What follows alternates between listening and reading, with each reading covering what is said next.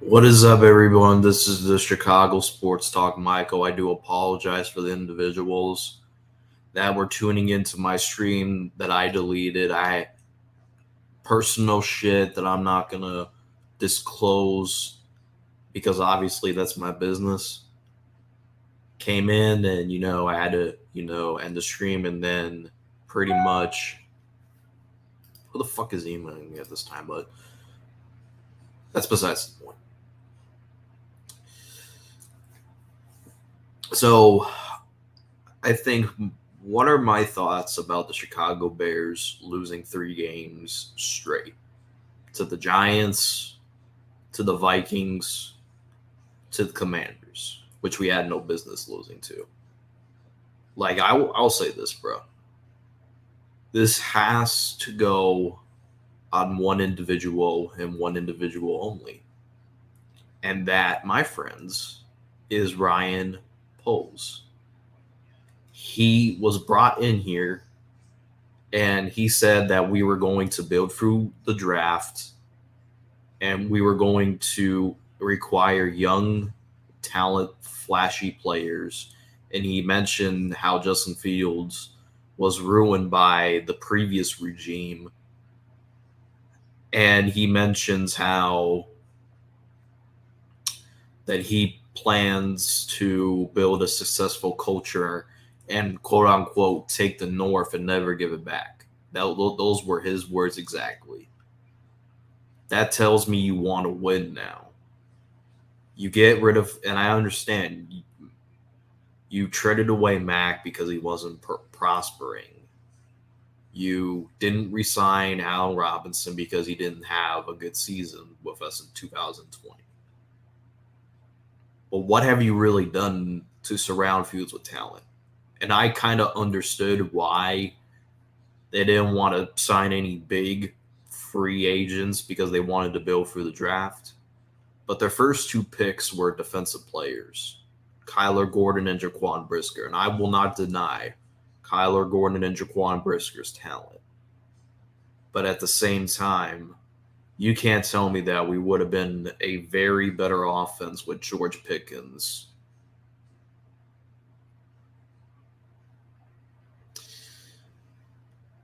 And the whole thing with the Justin Fields debate, it's stupid why I'm talking to you guys about this, but Bears fans create articles that really have to make it my attention. Because at the end of the day, we have to take back of what Bears fans wanted when Trubisky. We all wanted to bring in a flashy quarterback. Nobody cared that we were winning games with Trubisky.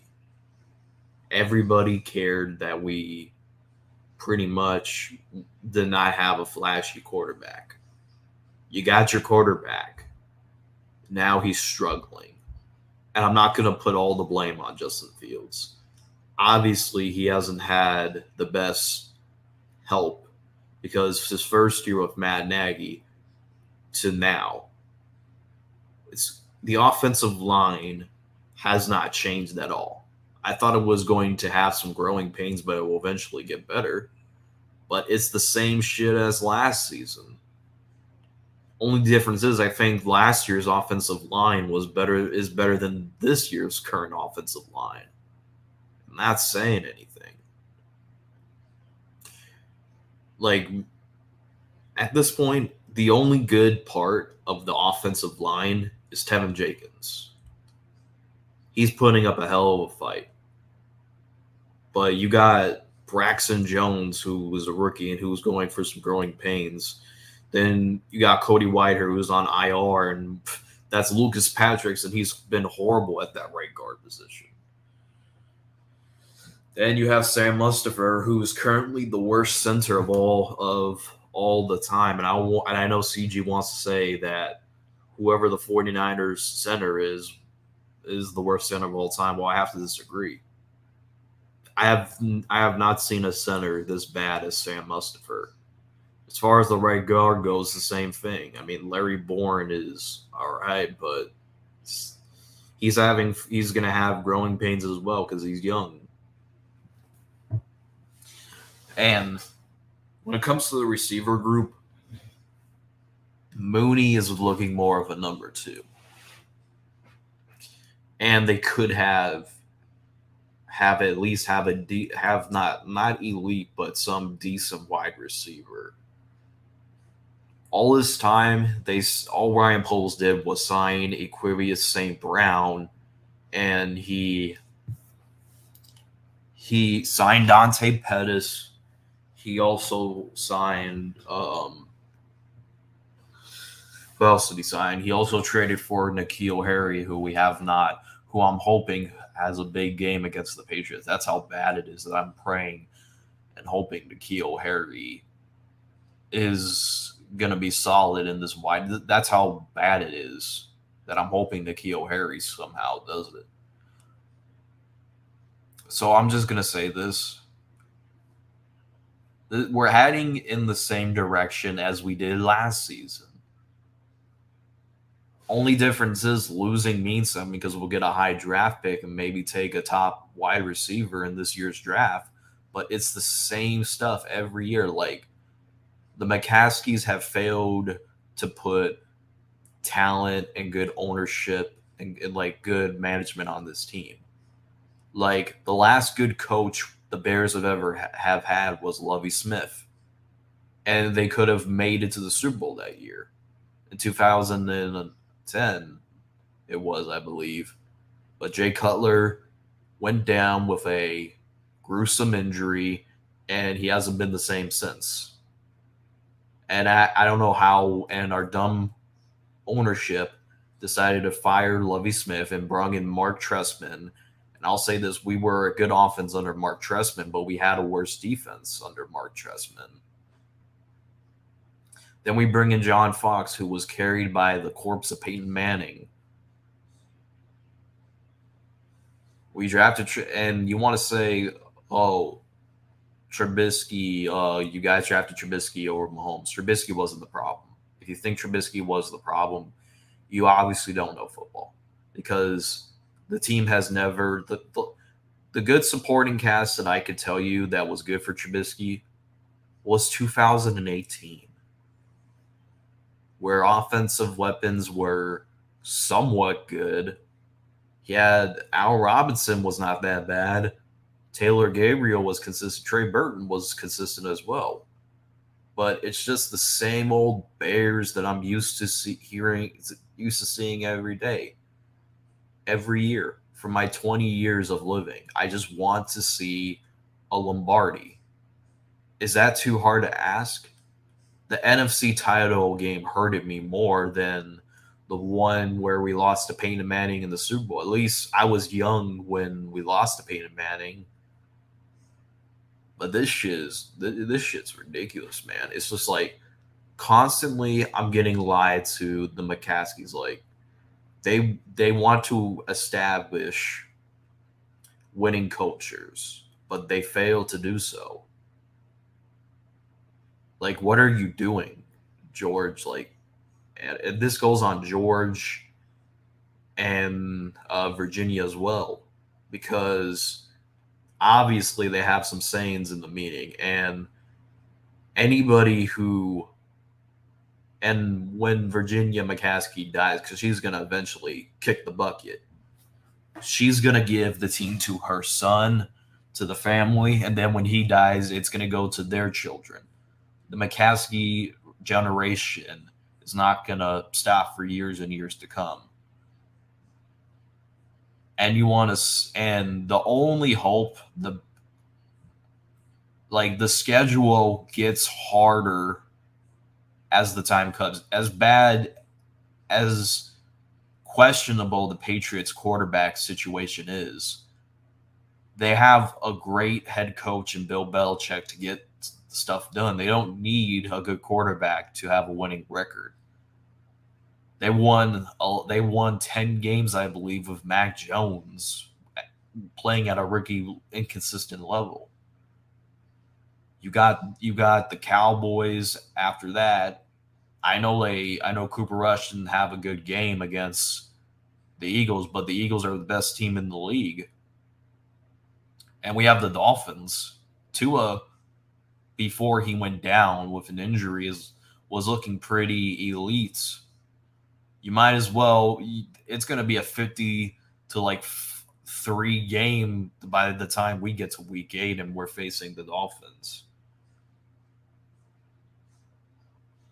Like, I'm just sick of the McCaskies, and it's just the same stuff that I've been seeing all my entire life of being a Bears fan. That the Bears consistently build the defense, but they never had a good offense. And we continue to ruin, like, the last franchise quarterback the Bears have ever had who was consistent somewhat was Jay Cutler. And people will tell you that Jay Cutler was the best quarterback in Bears history. Like, I'm just tired of hearing that stat. With Packers fans, Vikings fans, maybe even Lions fans, but we don't even talk about them. It just sickens to me into my stomach that they fail to build around the offensive line. It's like losing to the Packers, getting swept by them, getting like the Sunday Night Massacre where y'all just let Rodgers score on y'all. Like, Aaron Rodgers completely owns the McCaskies, and I want to say to Virginia, do you enjoy getting plowed by Aaron Rodgers twice a season? Like, I'm being like, and Ryan Poles, man. I was happy we hired Ryan Poles, but but as of right now, they're making the Vikings look geniuses by not taking Ryan Poles or the Chiefs. Like, I thought Ryan Poles was going to change the culture of the Bears, and it seems like he's not been doing it so far. And I could be wrong.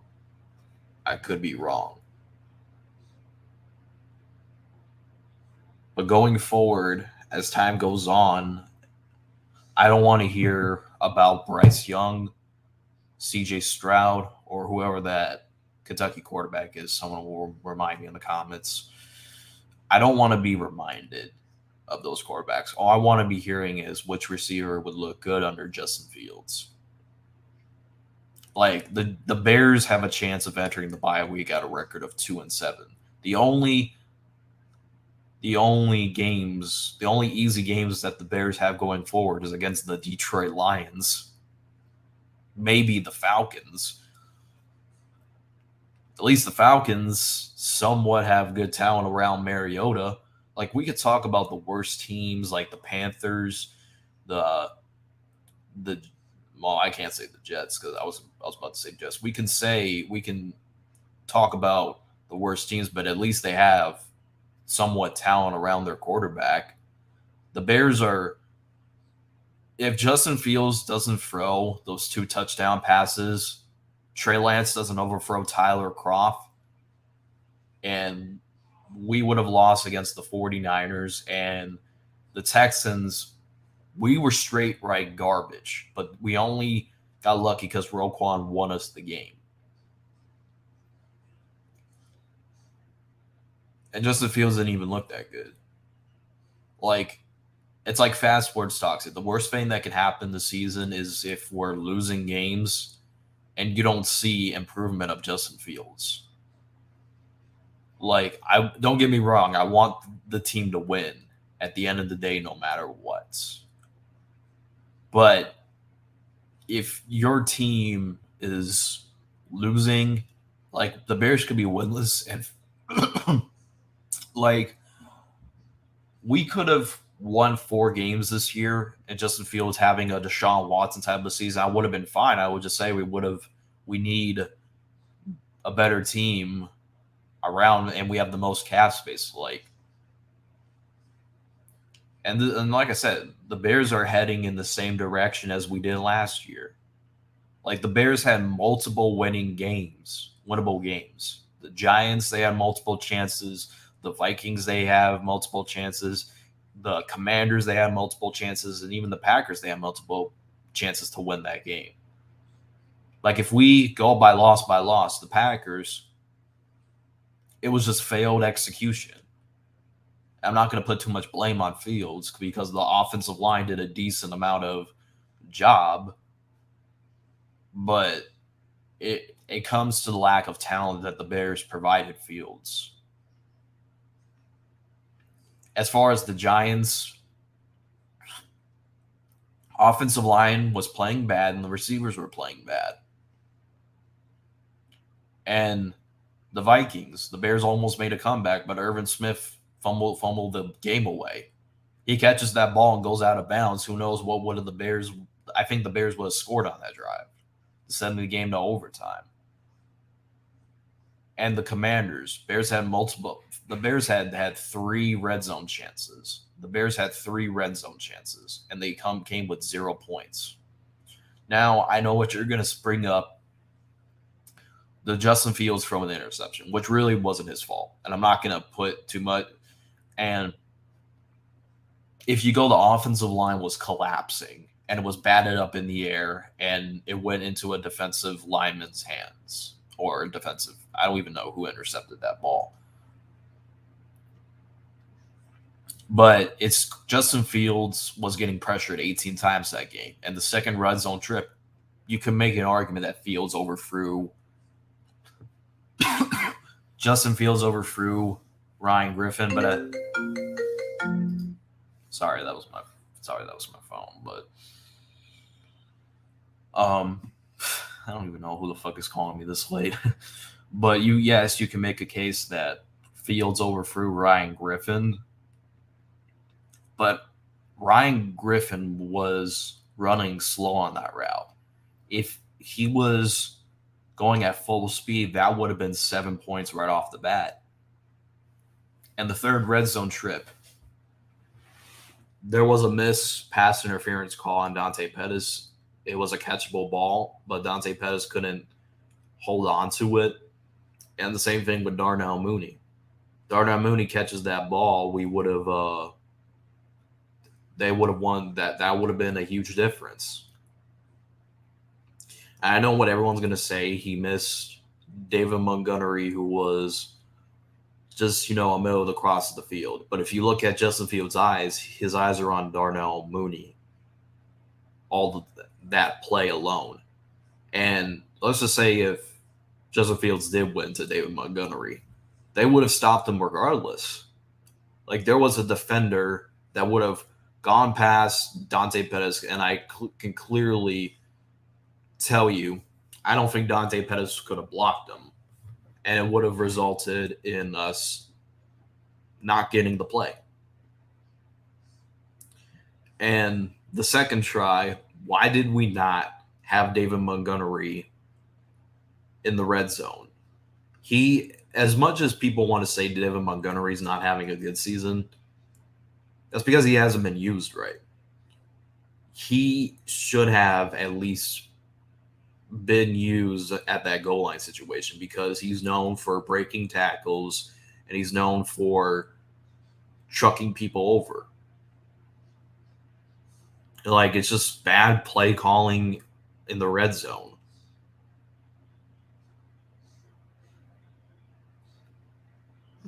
It's just like that same shit every year. But hey, long time no see, Donnie Birdie.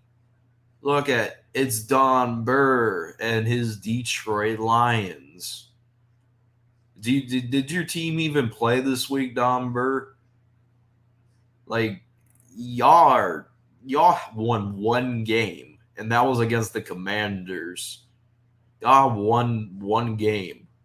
You could tell us about being trash. I mean, you guys are beyond trash, bro. Are you that dumbass person on Twitter that said that we need to hire an offensive coordinator when your offense is clearly number one in scoring points, but you guys have the worst defense in the league? Anyways, forget Domber. He'll just pop in and just won't say anything. We got the Patriots, and I don't even unless it's Brian Hoyer, I say we'll get to that soon. If it's Brian Hoyer, then it's a outcome of that game. y'all just lost to Washington. Do you want me to bring up you guys losing 5 games in like? It's so funny how you almost tried to make a comeback against the Eagles. You lost. You you had a lead against the Vikings. Y'all blew it, and you got shut out by Bailey Zappi making his first ever career start. And I don't even know who else you lost to. I mean, I like Domber. Y'all are not important, man. Y'all are not important. You can get away with stupid shit on Kofi's stream, but on my stream, if you're gonna comment the facts. Otherwise, I will not hesitate to have one of my moderators time you out. And you could come back with your burner accounts. All you're doing is helping me. You're best for business, Domber. You're best for business. Yeah, we lost to Washington, but that's what you do when you're a rebuilding team. You lose the teams that you're supposed to beat. Like Don Burr, you should know what a rebuild is. The Lions have been rebuilding since 1991, so you're used to rebuilding.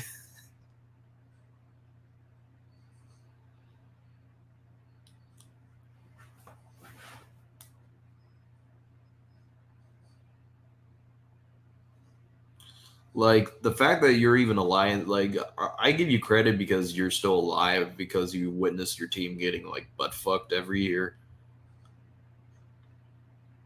Like Don Burt, man. Yeah, he probably just left. So I'm just gonna say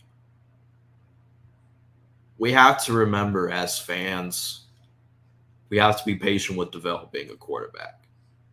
I don't care if you put Lamar, Allen, Mahomes, like in this team, they would not succeed under the circumstances that Justin Fields is in. Like you just can't say that any quarterback like you can name me the all time greats, and they would not succeed under this circumstance that they're in right now. I'm just saying if the Bears just won, I'm just saying that 2020 season, we should have lost to the Vikings and should have lost to we did lose to the Packers. We should have probably won 7 games that year. And pretty much because that would have gotten Nagy fired and started the rebuild right away. We could have got a higher draft pick, first rounder last year. We could have had Garrett Wilson. We could have had Chris Olave. We could have had those top tier receivers, but we had to trade them away because of the Patriots possibly getting Justin Fields. The Bears won those meaningless games, and where did that cut them? A wasted year with Matt Nagy, and we didn't have a first round pick. This is a rebuild that should have started a long time ago. Yeah, get him, TOP. Don Turn has problems coming to terms with the fact that he's a Bears fan in the same way. He has problems coming out of the closet. Well, TOP, Don Bird did say that he would, if he ever were to come on my stream, he would get naked. I'm not kidding. He legit said that. But we don't give, unless Don Bird says stupid shit, hoes don't get to talk. Don Bird is a hoe. Like, I just keep him around because he's a comedy relief. You know, he's a comedian. Here's how it's going to go, TOP. Here's how it's going to go. We're going to sweep the Lions like we always do. Then he's going to go into hiding for like, I don't know, about until the off season begins. And then he's going to talk about how the team is going to sweep us the next season. Like, I already know how Don Bird is. When we sweep him, he's going to go into hiding, and then he'll come out in the off season.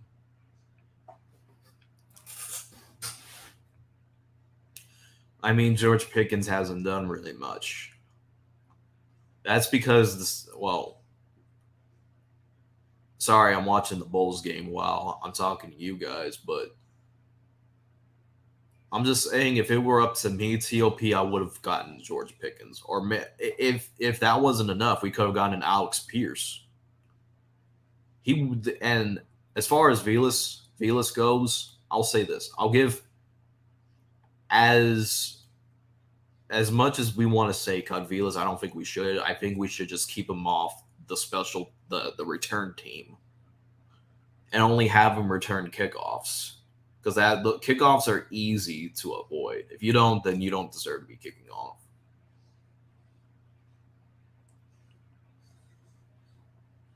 But as of right now, I'm just hoping we make it somewhat competitive against the Patriots because I don't think we are beating the Patriots because Belichick knows how to play against young quarterbacks. Everyone can say, "Oh, Bill's not anything without Tom Brady," but if you look, Bill's still a confident head coach in my opinion. He won 7 games with a washed up Cam Newton, and he won 10 games, I believe, with Mac Jones playing at an inconsistent rookie level. Yeah, we couldn't even beat the Commanders. We had so many chances, 3 red zone trips. But I want to say, if Velas doesn't fumble that ball, we still could have had a chance in that game because the Commanders weren't doing anything on offense. The only reason why they scored was because the fumble recovery gave them great position in the red zone. If Velas doesn't fumble that ball, we would have won.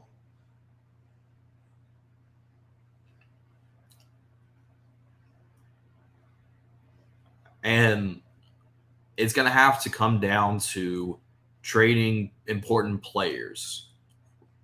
That's right. Robert Quinn, Eddie Jackson, and Roquan Smith. Those are the possible players that are probably going to be on the trading block. I highly doubt Roquan, but Robert Quinn and Eddie Jackson probably, but I think Robert Quinn will most likely be traded. But anyways, I gotta watch this more of the Bulls and Heat game. If the Bulls win, I'll do a victory lap. Otherwise, I'm gonna take my ass to sleep because I have school in the morning. Otherwise, thank everybody for watching. If you are a new subscriber, hit the subscribe button. Or if you're please always hit that like button. And go Bears, not the Lions. Detroit worse than everybody.